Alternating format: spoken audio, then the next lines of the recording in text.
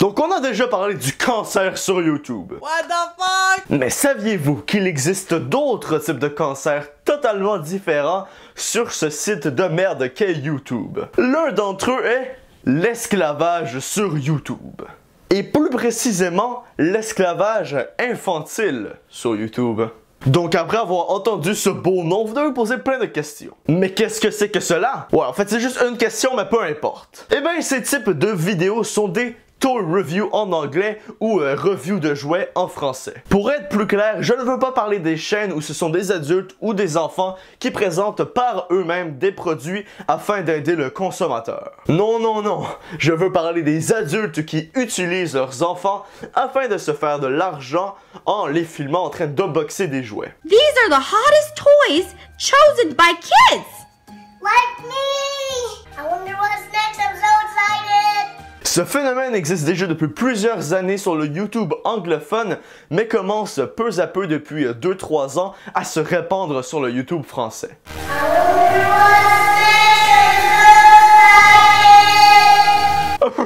Une véritable leucémie. Aujourd'hui, nous allons parler de la chaîne la plus populaire de ce cancer en français, Studio Bubble Tea. La plupart de ces vidéos consistent de deux petites filles du nom de Calice et Athéna qui unboxent plusieurs jouets sous les yeux de leur père qui s'en fout plein les poches.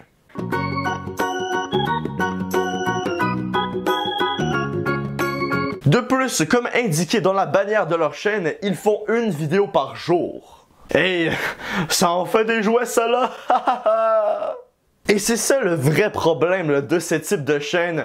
À force d'unboxer des tonnes et des tonnes de jouets chaque jour, eh ben ces enfants vont devenir absolument pourri gâtés. Personnellement, ça enlève absolument toute la magie aux jouets et bientôt ça devient juste un produit que je vais ouvrir avec des belles couleurs. Quand j'avais 4-6 ans comme eux, j'étais absolument pourri gâté. Et pourtant, il était très rare que je recevais des cadeaux juste comme ça si c'était pas Noël ou mon anniversaire. Alors imaginez eux qui reçoivent un jouet par jour. Hiiii, ça en fait des jouets ça là, Mais sinon, vous pouvez toujours me sortir l'argument. Mais tout ça, ces enfants ont l'air très heureux et moi, j'aimerais bien recevoir autant de jouets qu'eux.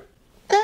Effectivement, peut-être qu'ils sont heureuses en ce moment, mais dans quelques années, lorsqu'ils vont remarquer le nombre de vidéos et ce qu'ils ont fait, et que leur face va être partout sur l'internet, je pense qu'ils vont peut-être regretter d'avoir fait partie de ces vidéos. Et ça n'aura absolument pas été de leur faute, puisque je rappelle, c'est leur père qui décide de tout et qui les filme contre leur gré. Je pense pas que des parents devraient filmer leurs enfants comme ça avant qu'ils aient le temps de réaliser ou l'âge de réaliser qu'est-ce que ça représente, puisqu'il y a beaucoup de gens qui n'aiment absolument pas ça. Et sinon, juste le concept que leur père les utilise pour se faire de l'argent est assez dégueulasse, merci. Mais bon, assez parlé de pourquoi tout cela est de la merde, autant vous montrer quelques exemples. En premier lieu, nous avons un unboxing de Lego Spider-Man.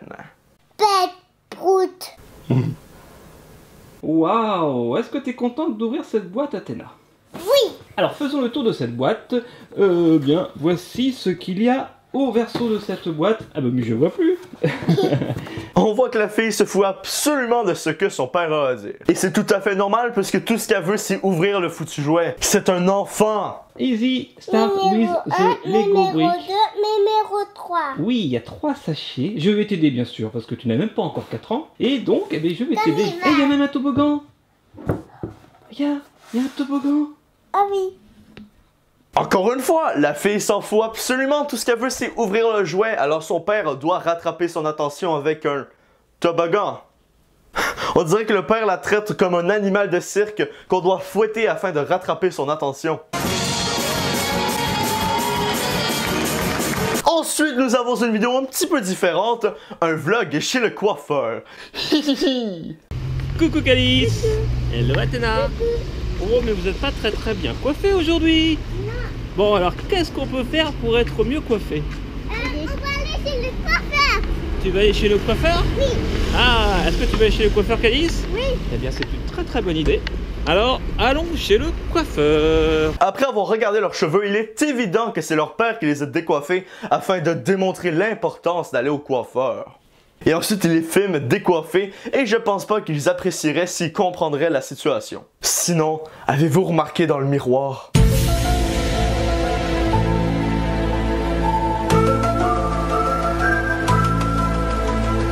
Ça face est floue.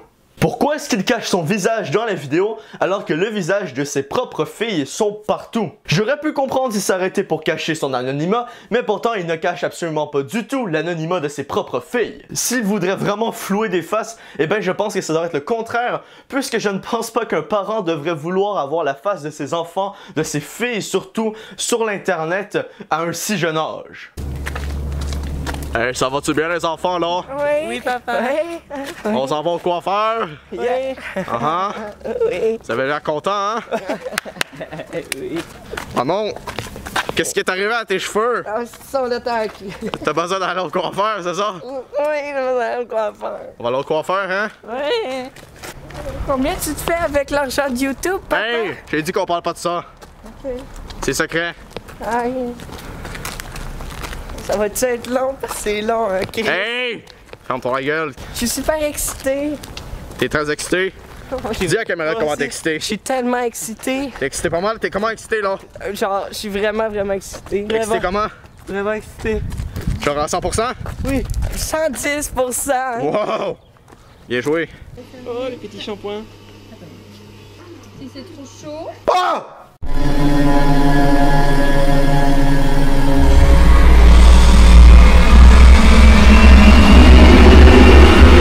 Comme dernière vidéo, nous avons RIP Patrice le Triops et la Terre des dinosaures.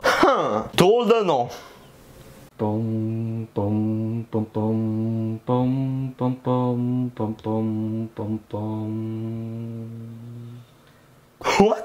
On dirait un rituel satanique avec le poisson mort sur le pédestal et les serviteurs du démon tout autour. Pas du tout la meilleure façon de traumatiser son enfant, surtout après la mort de son pauvre petit poisson.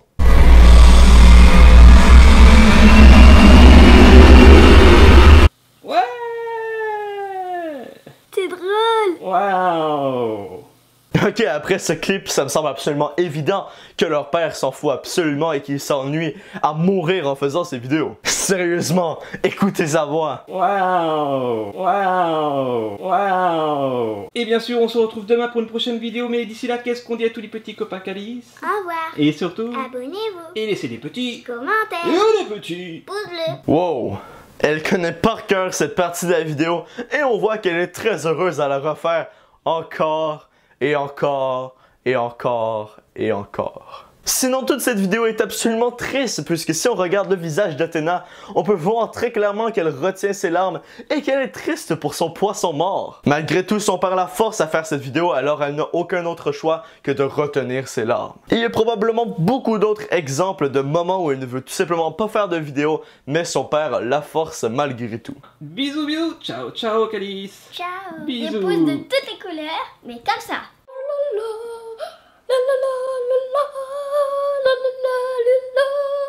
Bon ben puisque l'esclavage est correct si on le filme et on le met sur YouTube, je pense que c'est le parfait moment pour que je vous montre mes travailleurs. Allez, allez, allez!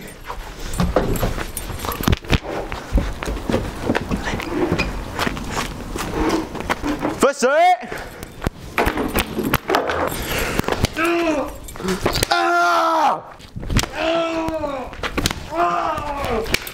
Si je suis bien payé, ben, j'ai de l'emploi. Je peux pas vraiment me plaindre.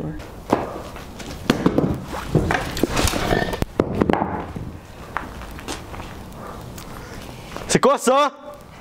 Pardon. Tu l'as fessé, c'est ça? J'ai pas le droit de voir ma famille, mais j'ai plein de monde avec moi, puis j'ai mon boss. Quoi? Est-ce que je fais de l'esclavage? Est-ce qu'il a l'air d'être noir? Ben là, on va aller voir un autre de mes esclaves préférés. Gontran, c'est son nom. Hey, salut Gontran! Vas-tu bien? Tu préfères quoi? Le bâton ou le fouet? Ça va être le bâton, hein? Quoi? C'est pas légal? On va t'en faire, mon c'est pas légal, espèce d'enfant, fuck. These nuts? Ah mais vous savez, ici la vie est belle, hein? Chacun a 3 soupers, le travail, hein? Ils ont des pauses de travail chaque 15 minutes, on est bien correct. Ils peuvent manger à leur faim, hein? Un poulet par jour, ça semble être assez avec un bon verre d'eau. Hein? Ils demandent que rien de mieux, ils sont des travailleurs autonomes, pas de problème. Ils sont heureux et dites-moi pas le contraire parce que quand vous regardez leur visage, on voit très clairement qu'ils sont des personnes accomplies, heureuses et ils aiment ce qu'ils font. Hein? Ramasser des bûches pour moi là. C'est le fun.